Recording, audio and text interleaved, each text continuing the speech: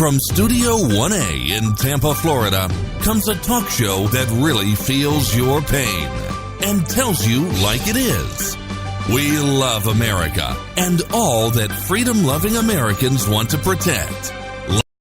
From coast to coast and on your radio, it's For the People with Keith Allen. We'll help you survive this thing called life. We're for the people. Whatever your source of stress or strife, for the people is there. Hello, all you hard-working Americans. I am Keith Allen and proudly welcoming you to this Friday's edition of For the People. We made it. It is Friday. It's August the 11th, 2017. And as usual, we have a great show lined up for you. And right off the bat, I want to say a big hearty thank you to Norm, who bought one of Chuck's books. And if you don't have this book, you're missing out on a lot. The Man Who Sees Tomorrow, the founder of the broadcast, Will We Ever Learn? Inside the book, it says right in yellow with fixed writing, Fixing the USA from Charles Harder. And Norm paid $75 for an autographed copy of the book, and I just have 3 left right now with $309 left to go in our fundraising to raise money for Chuck Harder to have an iPad so we can start writing again and be able to block out some of the insanity at the nursing home with all that noise so we can put some headset in and entertain himself a little bit. And, some of you are readers and you understand when you read a book and if you don't have any distractions around you, like annoying, it sounds like a feeding zoo at the nursing home. It's horrible, but we're going to try to get that iPad to him like ASAP, and I'm believing that today is going to be the day that we're going to get that magic number. We're checking our mailbox, and we're checking all places. And if you have not given at least $1, then you're missing yourself. You're not able to be a blessing. Be a blessing today. Give $1 minimal. Some of you are hardworking and underpaid, and you don't have enough money to go around. I get it, truly. But if you can help, be a blessing to Chuck today. He's been a blessing to so many people. It's not even funny. All hands on deck, ladies and gentlemen. All hands on deck in Guam. The Pentagon has told us, and it's been all over the television, all over the newspapers, that the U.S. military is standing ready to fight tonight on the Korean Peninsula. This is a term, folks. The fight tonight it's a vow, but it's a long-held motto for U.S. forces deployed to the region. So a lot of people, what does that mean, fight tonight? It's their motto. Trump knows that. But they're ready to fight regardless on the Korean Peninsula, and President Trump said that the U.S. is locked and loaded and retweeted images from the U.S. Pacific Command showing B-1B Lancer bombers on Guam, and they're unbelievable. But Donald Trump is definitely sending a message. I believe so. Here he is. He does something in Guam, it will be an event the likes of which nobody's seen before, what will happen in North Korea. And when you say that, what do you mean? You'll see, and he'll see. He will see. It's not a dare, it's a statement. Has nothing to do with dare. That's a statement. It's almost like Dirty Harry. I really don't think that North Korea thought that Trump was going to be that hard, because he wasn't getting that from Clinton. He wasn't getting it from Bush. For decades, America has not reacted and allowed them to build up this arsenal. It's done nothing about how they've treated their people so harshly, terribly. But anyways, that's another story. But the nuclearization, that's scary, especially if something goes awry. say, well, there's a lot of superpowers out there, not like North Korea. You don't want somebody loose cannon literally like that and making these constant threats, saying they're going to strike. I mean, so we're ready regardless. And the people in Guam, the governor in Guam is trying to soften it up a little bit, but there's a lot of tension. And obviously tourism, very, very big in Guam. Here's the governor. At this point, Carl. there has been no change in the threat level, either in a military base in Guam or in our civilian community. Listen, you can't watch the news. I mean, I'm playing it. I mean, well, as a good governor, you're trying to keep people, relaxed and not stressed out. But how can't you not be? I mean, there's people that not even, imagine being in Guam. Imagine being in the Korean Peninsula. My brother lives in Nagoya, Japan. You want to talk about stress? Are you kidding me?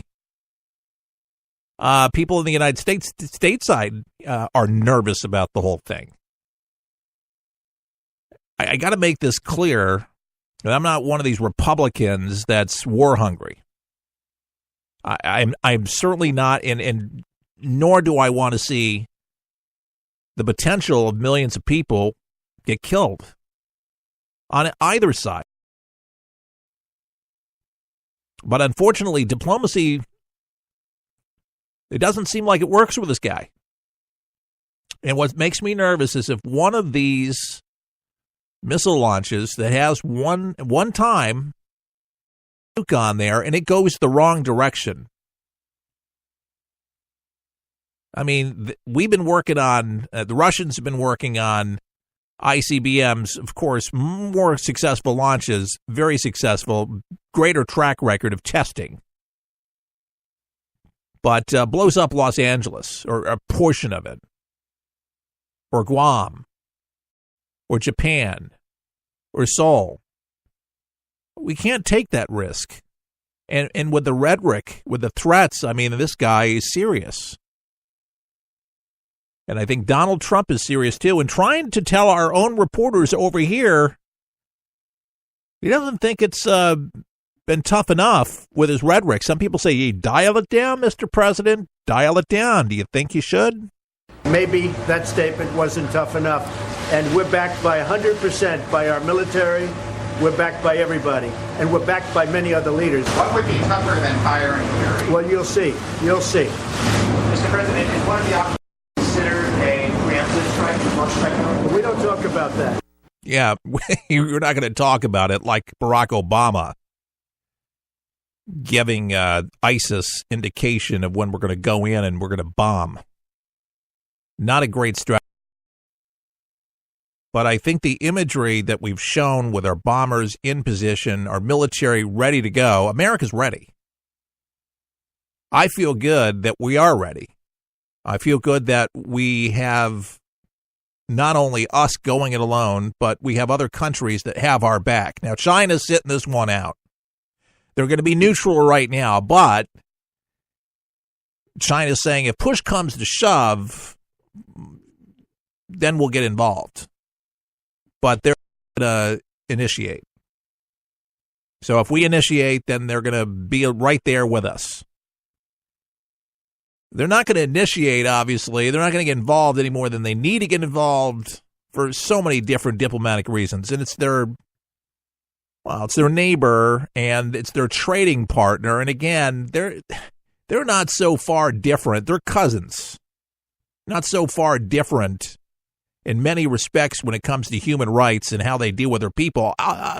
We got to remember China, People Republic of China, they are a communist country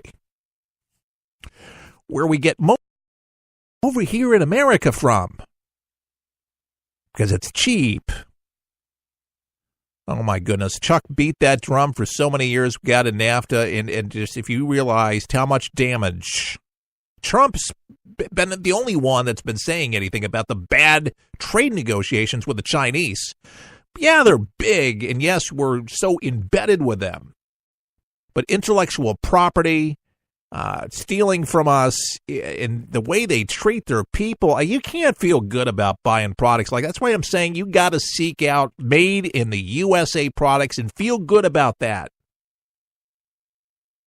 Feel good about that.